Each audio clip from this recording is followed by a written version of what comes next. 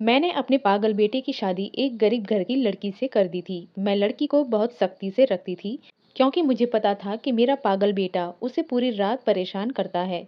अब वो प्रेग्नेंट हो गई है, इसीलिए मैंने दरवाज़ा बंद करके उसे अपने पास सुला लिया। एक रात जब मेरी आंखें खुली तो मैंने देखा कि बहू बिस्तर पर नहीं थी। मैं दौड़ते हुए बेटे के कमरे में गई और जो मंजर मैंने देखा उसे देखकर मेरे पैरों तले से जमीन खिसक गई। मेरा बेटा पागल था, लेकिन मैंने उसकी शादी एक गरीब घर की लड़की से कर दी थी। वो लड़की अनाथ थी और मैं उसे बहुत ध्यान से रखती थी, उसे बहुत प्यार से संभालती थी, क्योंकि मुझे पता था कि मेरा पागल बेटा उसे पूरी रात तकलीफ देता है। वो लड़की इतनी भोली थी कि उसने आज तक मुझसे कोई शिकायत नहीं की। अब वो प्रेग्नेंट हो गई है, इसीलिए मैंने दरवाज़ा बंद करके उसे अपने पास सोने के लिए बुला लिया था। एक रात अचानक जब मेरी आंखें खुली तो देखा कि मेरी बहू बिस्तर पर नहीं थी। डर के मारे मैं दौड़ते हुए बेटे के कमरे में गई और जो मैंने देखा उसने मेरी आत्मा को हिलाकर रख दिया, क्योंकि मेरी बहू। ये फैसला मैंने बहुत दुख के साथ लिया था। मैंने कभी सोचा नहीं था कि ऐसा कुछ होगा। मैं अपने घर में बहुत शांति से जीवन जी रही थी, लेकिन मेरी बड़ी बहू ने मुझे ऐसा कुछ कह दिया जिससे मेरे सर पर आसमान गिर पड़ा। फिर बड़ी बहू अपनी 4 साल की बेटी का हाथ पकड़कर बहुत गुस्से में मेरे कमरे में आई। उसकी तेज नजरों ने मेरी तरफ गुस्से से देखा और कहा कि आज मेरे पति से ये कहने वाली हूँ कि आज के बाद हम किसी भी हालत में इस घर में नहीं रह सकते। मैं उस घर में नहीं रह सकती जहाँ तुम्हारा पागल बेटा रहता है। मैंने कहा कि क्या हुआ मीना, आज से पहले तो तुमने कभी ऐसी बातें नहीं की थी। तो वो बोली कि पूछो मेरी 4 साल की बेटी से, वो पागल चाचा क्या कह रहा था। गुड़िया ने मुझे जो बात बताई उसे सुनकर मेरा सिर चकरा गया। मैंने कहा कि भगवान के लिए इस बात को यहीं खत्म कर दो। मैं राघव के लिए कुछ उपाय करूंगी। एक माँ से उसका बच्चा दूर मत करो। वो तो पहले से ही पागल है, और अगर तुम सूरज के साथ यहाँ से चली गई तो मैं बिल्कुल अकेली हो जाऊंगी। मीना, तुम तो वैसे भी प्रेग्नेंट हो, तुम्हारा बच्चा आने वाला है, और भगवान ना करे तुम्हारे पेट में राघव जैसा कोई बच्चा हो। तुम कभी भी उस तकलीफ से ना गुजरो जो मैं झेल रही हूँ। मेरी बात सुनकर मीना डर गई और बोली कि ठीक है, मैं इसे आखिरी मौका दे रही हूँ, जो करना है जल्दी करो, नहीं तो मैं इस घर को सच में छोड़ दूंगी। मुझे थोड़ी देर का समय मिल गया था। अब मैं सोच रही थी कि बड़ी बहू की मुश्किल का समाधान कैसे किया जाए। मैं पूरी रात सोचती रही और इन सारे सवालों का एक ही जवाब निकला।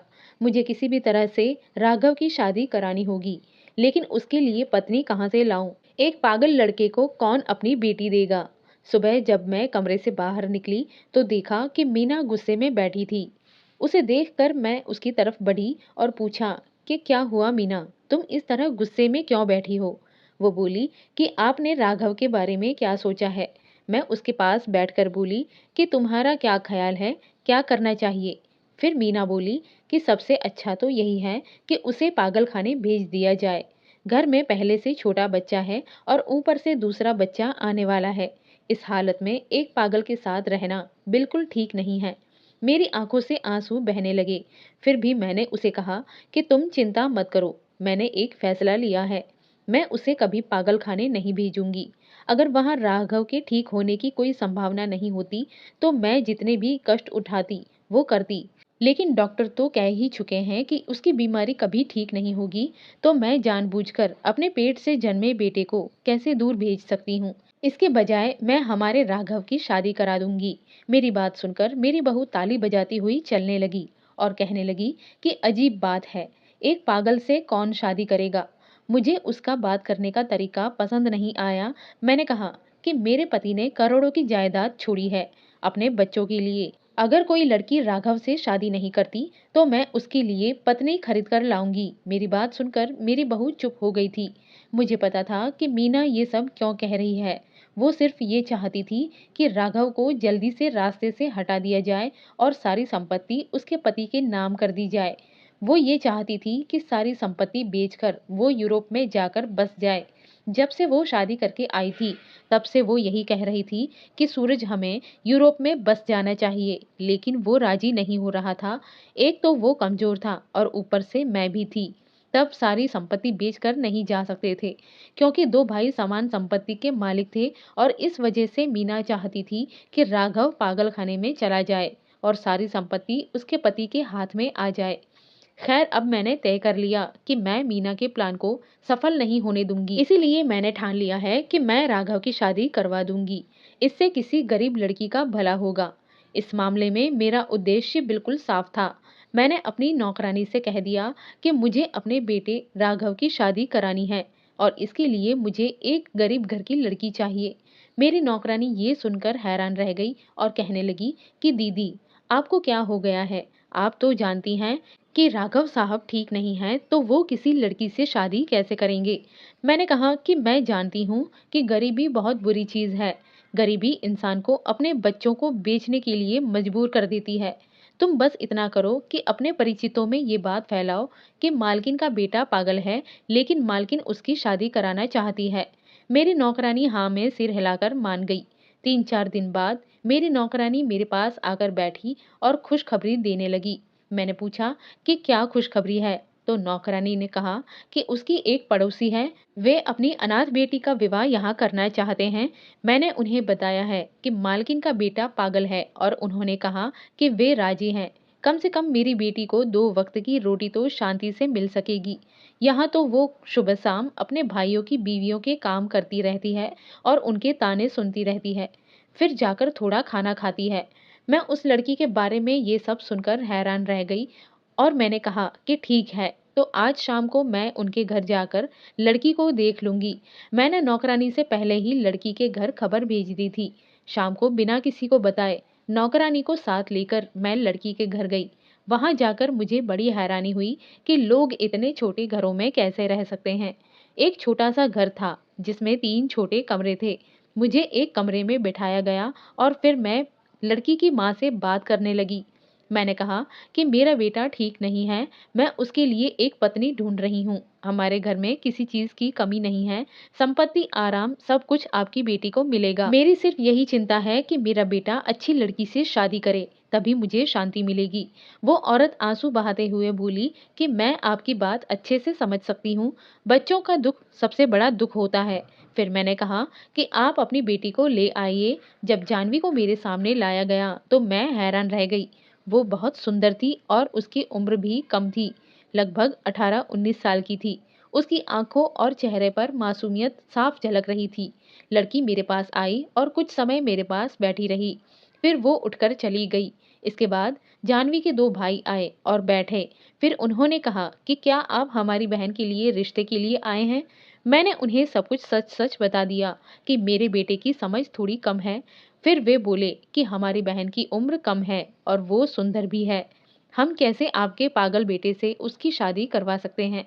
मैं उनकी बातों से हैरान हो गई और कहने लगी कि अगर आप लोग राजी नहीं हैं तो और क्या किया जा सकता है?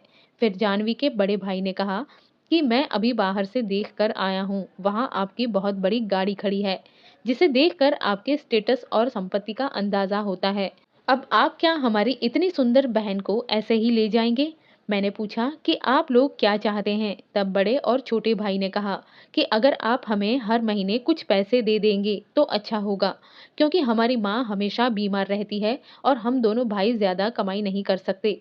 मैंने पूछा कि कितने पैसे चाहिए? तो जानवी के बड़े भाई ने कहा कि आप हमें हर महीने 20,000 देंगे और इसके अलावा जानवी के नाम पर 5 लाख रुपए बैंक में जमा कर दें, एक गाड़ी और घर भी दे दें तो बहुत अच्छा होगा। घर जानवी का होगा, लेकिन हम उसमें रहेंगे। मैंने उनकी सभी बातें मान ली और कहा कि मैं आपकी सभी बातें मान रही हूँ। इसके अलावा अगर आपको कुछ और चाहिए तो बताइए। मेरी बातें सुनकर दोनों भाई हैरान होकर एक दूसरे की ओर देखने लगे और फिर कहने लगे कि अगर आप हमें अच्छे सैलरी वाले नौकरी दिलवा सकें तो हमारी बहुत मदद होगी। मैंने कहा कि ठीक है, आपका ये काम भी हो जाएगा। अगले महीने की 15 तारीख को शुभ मुहूर्त है। उस दिन मैं अपनी बहू को लेकर आऊंगी। वे दोनों इतने खुश हो गए थे कि उनके चेहरों को देखकर ऐसा लग रहा था जैसे उन्होंने लॉटरी जीत ली हो। उन दोनों के जाने के बाद जानवी की माँ कहने लगी कि मुझे माफ कर दीजिए, मुझे तो किसी तरह की कोई लालच नहीं है, लेकिन ये मेरे लड़के तो मेरी बेटी को सोने का अंडा देने वाली मुर्गी समझते हैं। अगर ये उनके पास रहे तो ठीक है, लेकिन अगर ये चली गई तो वे एक साथ सोने के अंडे और चावल खा लेंगे। यहाँ तो ये अपनी बीवियों के काम करवा रहे हैं और अब जब बहन चली जाएगी तो वे इनसे बैठकर पैसे लेंगे। इन दोनों ने तो जानवी को बेच दिया है। उस दिन ये सब सुनकर मुझे दुख हुआ, लेकिन मैंने उन्हें कहा कि कोई बात नहीं, आप निश्चिंत रहिए। मुझे पता है कि हर जगह अच्छे और बुरे लोग होते हैं। घर लौटकर मैंने सूरज से कहा कि मैं राघव की शादी करा रही हूँ। ये सुनकर वो हैरान हो गया और बोला कि माँ, तुम ये क्या कर रही हो? तब मैंने उसे बताया कि लड़की की माँ रिश्ते के लिए राजी हो गई है। लड़की बहुत अच्छी है और कम उम्र की है। वो राघव को खुश रखेगी। तब वो कहने लगा कि माँ, वो लड़की शायद राघव को खुश रखेगी, लेकिन उस लड़की का क्या होगा? क्या वो उसे खुश रख पाएगा? ये सवाल सुनकर मुझे डर लगने लगा। इसीलिए मैं चुप हो गई और उठकर अपने कमरे में चली गई। मुझे नहीं पता था कि इस शादी का अंजाम क्या होगा, लेकिन लड़की के सरल और शांत चेहरे को देखकर मुझे उम्मीद थी कि सब कुछ ठीक होगा। आखिरकार शादी हो गई और मैंने जानवी को अपनी बहू बनाकर अपने घर ले आई। वो बहुत शांत और सीधी लड़की थी, चुपचाप सिर झुकाकर बैठी रहती थी। जब मैं उसे राघव के कमरे में छोड़कर जाने लगी, तो उसने डरते हुए मेरी ओर देखा और पूछा कि आंटी, मेरे साथ कुछ बुरा तो नहीं होगा ना? उसकी ये बात सुनकर मेरा दिल रो उठा, इसीलिए मैंने उसका हाथ पकड़ा और कहा कि नहीं, कुछ भी बुरा नहीं होगा, क्योंकि राघव को मैं जानती हूँ, वो किसी को भी नुकसान नहीं पहुँचाता। फिर मैं अपने कमरे में जाकर लेट गई और पूरी रात चिंता में करवटें बदलते हुई बिताई। सुबह जब मैं उठकर राघव के कमरे में गई, तो ये देखकर हैरान रह गई कि नई बहू के चेहरे पर लाल लाल निशान थे। मैंने उससे पूछा कि ये क्या है जानवी? तब वो रोते रोते राघव की ओर इशारा करने लगी। उस समय ऐसा लगा जैसे मेरा दिल फटकर बाहर आ जाएगा। मैंने कभी सोचा भी नहीं था कि ऐसा कुछ हो सकता है। मैंने उसे ढांढस बंधाया और कहा कि चिंता मत करो, सब ठीक हो जाएगा। हमारा राघव ऐसा नहीं है। मेरी बात सुनकर वो लड़की सिर हिलाकर चुप हो गई। इसके बाद वो रसोई में चली गई और घर के सभी लोगों के लिए नाश्ता बनाने में लग गई। मैंने उसे मना किया और कहा कि तुम्हें ये सब करने की कोई ज़रूरत नहीं है। घर में नौकरानी है, वही सब कुछ करेगी। तुम बस आराम करो, खाओ और सो। ये सुनकर जानवी मुस्कुरा दी। मुश्किल से आधा घंटा ही बीता था कि तभी कमरे में जानवी की दो बड़ी भाभी रिवाज के अनुसार मिठाई और फल की ट्रे लेकर हमारे घर आ गई। वे घर में आकर इतनी हैरानी से चारों ओर देखने लगी। मैं तो बहुत घबरा गई थी, क्योंकि अगर वे जानवी के चेहरे की ओर देख लेती तो बड़ी प्रॉब्लम खड़ी हो सकती थी। लेकिन हैरानी की बात ये थी कि उन्होंने एक बार भी उसके चेहरे के निशानों के बारे में कुछ नहीं पूछा। वे बस अपने लालच में आंखें चमकाते हुए बातें कर रही थीं। बड़ी भाभी जानवी के कान में कहने लगी कि तेरी सास ने हमारे ये सब लाने के बदले कोई गिफ्ट नहीं दिया। उसकी सारी बातें मैंने सुन ली, लेकिन ऐसा दिखावा किया जैसे मुझे कुछ सुनाई नहीं दिया। खैर, जब वे जाने लगी तो मैंने एक लिफाफे में कुछ पैसे डालकर उन्हें दे दिए। मुझे पता था कि वे उससे बहुत खुश हो जाएंगी। बड़ी बहू मीना मुझसे कहने लगी कि माँ, मैंने आपसे कहा था ना कि राघव की शादी मत करवाइए। अब हर रोज इस लड़की के साथ ऐसा ही होता रहेगा। उस समय मैंने कहा था कि आप राघव की शादी करके अच्छा नहीं कर रही हैं। तभी जानवी बोली कि आप लोग प्लीज मेरे पति के बारे में इस तरह मत बोलिए। चाहे वो जैसे भी हों, वे मेरे पति हैं और मैं अपना पूरा जीवन उनके साथ बिताने के लिए तैयार हूँ। ये सुनकर वो बहुत चक्की रह गई। यहाँ तक कि मैं भी हैरान रह गई। अब तो ये रोज का नियम बन गया था कि सुबह जब मैं कमरे से बाहर निकलती तो उसके चेहरे पर रात की तकलीफ साफ दिखती थी। मैंने 2-3 बार राघव को समझाने की कोशिश की। मैंने उससे कहा कि अगर तू अपनी बीवी को इस तरह मारेगा तो वो घर छोड़कर चली जाएगी, तब तू घर में अकेला रह जाएगा। मेरी बात सुनकर राघव बहुत गुस्सा हो जाता था। वो चीजें उठाकर इधर उधर फेंकने लगता और कहता कि कोई उसकी पत्नी को उससे छीनकर नहीं ले जा सकता। मैं राघव से कहती कि तेरे गुस्से की वजह से तेरी बीवी डरकर भाग जाएगी। तब राघव कान पकड़कर सॉरी सॉरी कहता है, लेकिन उसके व्यवहार में कोई बदलाव नहीं आता। मुझे हमेशा इस बात का डर रहता था कि कहीं जानवी घर छोड़कर ना चली जाए। इसी वजह से जब भी राघव जानवी पर हाथ उठाता, मैं उसके घर वालों के लिए महंगे गिफ्ट भेजती। कभी फ्रिज भेजती, कभी टीवी, और एक बार तो मैंने उनके घर में एसी तक लगवा दिया। मैं ये सब इसीलिए करती थी ताकि अगर जानवी घर वापस जाना चाहे तो उसकी लालची भाभियां उसे यहीं रुकने के लिए मजबूर करें।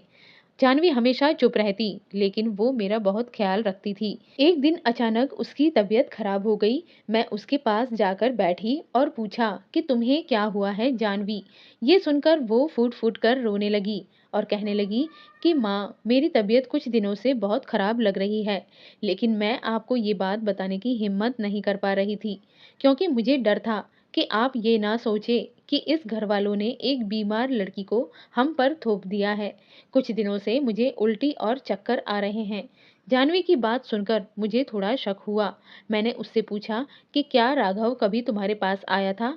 तब उसने सिर हिलाकर हाँ कहा। मैंने उसे कहा कि तुम्हें डॉक्टर के पास ले जाऊंगी। मुझे लगता है कि तुम प्रेग्नेंट हो। जब मैं जानवी को डॉक्टर के पास ले जाने लगी तो उसने कहा कि माँ, मेरी भाभियाँ जिस डॉक्टर के पास जाती हैं, मैं उसी डॉक्टर के पास जाना चाहती हूँ। मेरी भाभियाँ हमेशा एक बहुत अच्छे डॉक्टर के पास जाती थीं।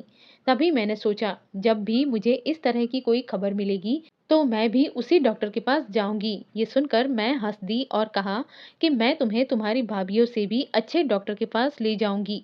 इस बात की तुम चिंता मत करो। मेरी बात सुनकर जानवी की आंखों में आंसू आ गए। वो कहने लगी कि माँ, ये मेरा एक छोटा सा सपना था। अगर आप मेरा ये सपना पूरा कर दें तो मैं बहुत खुश हो जाऊंगी। तब मैंने सोचा कि चलो, इस लड़की का सपना पूरा कर देने में क्या बुराई है। शायद भगवान भी मुझसे खुश हो जाएंगे और सच में मुझे ये खबर मिल जाएगी कि मेरी बहू हमारे वंश को आगे बढ़ाने वाली है। मैं जानवी को उसी डॉक्टर के पास ले गई और डॉक्टर ने चेकअप के बाद ये खुशखबरी दी कि जानवी सच में प्रेग्नेंट है। ये सुनकर मैं खुशी से झूम उठी। मैंने अपनी बहू के सिर पर प्यार से चूमा और कहा कि जानवी, तुम बहुत भाग्यशाली हो। तुम मेरे वंश को आगे बढ़ाने जा रही हो। अब राघव की सारी संपत्ति मैं अपने वंशज के नाम करवा दूंगी। जानवी ने मेरी बातों का कोई जवाब नहीं दिया, बस सिर हिला दिया। वो कभी पैसे या संपत्ति की लालची नहीं थी। वो तो बहुत सरल और मासूम लड़की थी, लेकिन उसके मायके के लोग लालची थे। उन्होंने इसे इस घर में बेच दिया था। जानवी की इस दुनिया में बस उसे अपने बच्चे की चिंता थी। मुझे हमेशा डर रहता था कि राघव के हाथ उठाने की वजह से बच्चे को कोई नुकसान ना हो जाए। इस डर से मैंने एक दिन फैसला कर लिया कि जब तक बच्चा पैदा नहीं हो जाता, जानवी मेरे साथ कमरे में ही सोएगी। मैंने जानवी से कहा कि जब तक बच्चा पैदा नहीं होता तुम मेरे साथ रहोगी। इस बात पर राघव ने खूब हंगामा किया, लेकिन मैंने उसकी कोई बात नहीं सुनी। मैंने अपनी जिम्मेदारी निभाई और धीरे धीरे राघव भी शांत हो गया। एक दिन मैंने देखा कि जानवी बहुत परेशान होकर बैठी हुई है। मैं उसके पास जाकर बैठ गई और पूछा कि क्या बात है जानवी। उसने जल्दी से अपने आंसू पोंछे और कहा कि कुछ नहीं। जब मैंने बार बार पूछा तो उसने कहा कि मीना दीदी मुझसे कह रही थी कि तुम अपना बच्चा गिरा दो। पागल आदमी का बच्चा भी पागल ही होगा। ये कहते ही जानवी जोर जोर से रोने लगी।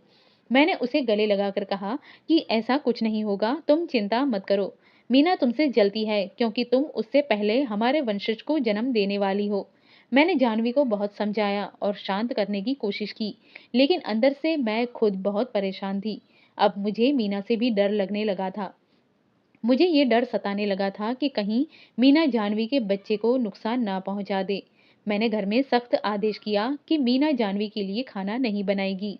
मैं चुपके से जानवी के लिए खाना भिजवाने लगी, लेकिन इतना सब करने के बाद भी मुझे चैन नहीं मिल रहा था। इसीलिए मैंने एक और फैसला लिया। मैंने राघव की सारी संपत्ति पहले ही जानवी के नाम कर दी। मीना इसीलिए जानवी के बच्चे के पीछे पड़ी थी, क्योंकि अगर वंशज आ गया तो संपत्ति उनके हाथ से निकल जाएगी। मैंने पहले ही राघव की संपत्ति को मीना की नज़र से दूर रखा था। अब मैंने वकील से ये लिखवाकर दस्तावेज करवा लिया था कि अगर जानवी को कुछ हो गया तो ये संपत्ति अनाथालय को दे दी जाएगी। ये काम पूरा होने के बाद मुझे थोड़ा सुकून मिला। उस दिन बहुत दिनों बाद मुझे चैन की नींद आई। मैं गहरी नींद में सोई हुई थी, लेकिन सुबह के समय अचानक मेरी आंख खुल गई। मैं बिस्तर पर बैठ गई, लेकिन ये देखकर हैरान रह गई कि जानवी बिस्तर पर नहीं थी। मैं घबरा गई कि वो कहाँ चली गई। जल्दी से उठकर बाहर निकली। पूरा घर अंधेरे में डूबा हुआ था, लेकिन ऊपर की मंजिल पर बने राघव के कमरे से हल्की रोशनी आ रही थी। मैं जल्दी से सीढ़ियां चढ़कर ऊपर गई। राघव के कमरे का दरवाजा थोड़ा सा खुला था। मैंने अंदर झांका और जो दृश्य मैंने देखा उसे देखकर मैं हैरान रह गई। मैंने सपने में भी नहीं सोचा था कि जानवी ऐसा कर सकती है। उसने आज सारे शर्म की हदें पार कर दी थीं। मुझे साफ समझ आ गया था कि जानवी राघव के साथ कुछ गलत कर रही थी। उस समय मैं अपनी बहू को कुछ भी नहीं कह सकी और चुपचाप अपने कमरे में लौटकर सो गई। सुबह जब मैं उठी तो जानवी को उदास देखा। उसके चेहरे पर लाल निशान थे। मैंने उससे पूछा कि जानवी, तुम्हारे चेहरे पर ये क्या हुआ? तब वो रोने लगी और बोली कि माँ, रात को जब आप सो रही थीं तो राघव मेरे कमरे में आया और मुझसे कहा कि उसे मुझसे ज़रूरी बात करनी है। जब मैं उसके कमरे में गई तो उसने मेरे साथ ऐसा किया। मैंने पूछा कि तुम उसके साथ क्यों गईं? मैंने तो मना किया था। जानवी ने कहा कि माँ, मैं अपने पति की बात नहीं टाल सकती थी। मेरे लिए मेरा पति ही मेरा भगवान है। अगर स्थिति इतनी ही थी तो मैं जानवी से बात कर उसे समझा लेती, लेकिन अब मैं सच्चाई जान चुकी थी। मैंने सोचा कि सही समय आने पर सब कुछ स्पष्ट करूंगी। फिलहाल मैं नहीं चाहती थी कि जानवी टेंशन में आए और मेरे होने वाले पोते पर इसका असर पड़े। हम सबने साथ में नाश्ता किया। उसके बाद बातों बातों में मुझे नींद आने लगी तो मैंने अपने कमरे में जाकर सो गई। पता नहीं कितना समय बीत गया, लेकिन मेरी नींद बाहर से आ रही चीख पुकार से टूट गई। बाहर आकर मैंने जो नज़ारा देखा उससे मेरे पैरों तले जमीन खिसक गई। मेरा बेटा सूरज गुस्से में खड़ा था और कह रहा था कि माँ, तुम्हारी बहू हमारी अलमारी के सारे गहने लेकर भाग गई है।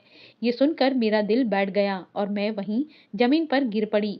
किसी तरह खुद को संभालते हुए मैं राघव के कमरे में गई। वहां मेज पर तलाक के कागजात पड़े थे। उस कागज के नीचे एक और चिट्ठी थी जिसमें लिखा था कि माँ, आप बहुत अच्छे दिल की इंसान हैं, इसीलिए सब कुछ सच सच बताकर जा रही हूँ। आपने अपने पागल बेटे के साथ मेरी शादी करवाकर मेरे साथ बहुत बड़ा अन्याय किया। मैं तो किसी और से प्यार करती थी। मैंने कभी दिल से आपके बेटे को स्वीकार नहीं किया। मेरे भाइयों ने मुझे बेच दिया था, लेकिन मैं अपनी पूरी जिंदगी इस तरह नहीं काट सकती थी। मेरे प्रेमी ने ही मुझे समझाया कि तुम शादी का जितना फायदा उठा सकती हो उठाओ। उसने कहा था कि सब कुछ अपने नाम करवा लो और फिर निकल जाओ। जैसे जैसे उसने कहा मैं करती गई। उसने मुझे सिखाया कि अपने चेहरे पर मेकअप से ऐसे निशान बनाओ जिससे लगे कि राघव तुम्हारे ऊपर जुल्म करता है। मैंने उसकी बात मान ली। इसका फायदा ये हुआ कि आपने मुझे और ज्यादा प्यार देना शुरू कर दिया। जहाँ तक राघव की बात है, मैंने उसे सुहागरात में ही डरा दिया था कि वो मुझसे दूर दूर रहेगा। वो इतना कमजोर था कि मुझसे बात करने की भी हिम्मत नहीं करता था।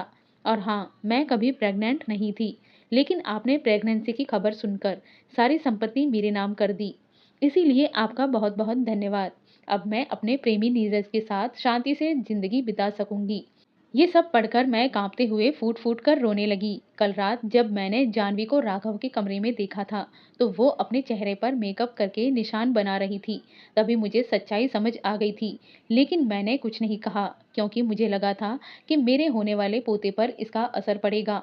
पर वो प्रेग्नेंट थी ही नहीं, वो सब झूठ था। जानवी ने हमारे नाश्ते में नींद की दवा मिला दी थी और जब हम गहरी नींद में थे तो उसने अपना काम पूरा कर लिया। उसने जाते जाते मुझसे पूछा था कि माँ, आपने राघव की शादी कराने की इतनी जल्दी क्यों की? मैंने जवाब दिया कि मीना ने मुझसे कहा था कि राघव एक खिलौने को पकड़कर कहता है कि ये मेरी बीवी है। मीना डर गई थी कि राघव की हरकतों का गुड़िया के दिमाग पर क्या बुरा असर पड़ेगा। इसीलिए उसने कहा कि अगर उसकी शादी नहीं हुई तो वो घर छोड़कर चली जाएगी। जानवी ने हंसकर कहा कि माँ, ऐसी हालत में राघव के लिए बीवी नहीं बल्कि एक गुड़िया लानी चाहिए थी। आपने बहुत बड़ी गलती कर दी। उस दिन से मेरी बोलती बंद हो गई। जानवी हमारे साथ साथ राघव के हिस्से की सारी संपत्ति भी लेकर भाग गई। अब मैं और राघव सूरज के लिए बोझ बन चुके हैं, लेकिन सूरज हमेशा हमारा ख्याल रखता है। उसने हमें कभी गलत बात नहीं सुनाई और हमेशा हमें प्यार और सम्मान से रखा। अब मैं सोचती हूँ कि काश मैंने इतनी जल्दी ना की होती। अगर कोई दूसरी लड़की होती तो कम से कम राघव की संपत्ति सूरज के काम आती। दोस्तों, ये कहानी आपको कैसी लगी कृपया अपने कमेंट्स में ज़रूर बताएं। अगर कहानी पसंद आई हो तो लाइक करें और चैनल को सब्सक्राइब करके बेल आइकन दबाएं ताकि अगली कहानी सबसे पहले आप तक पहुंचे। धन्यवाद।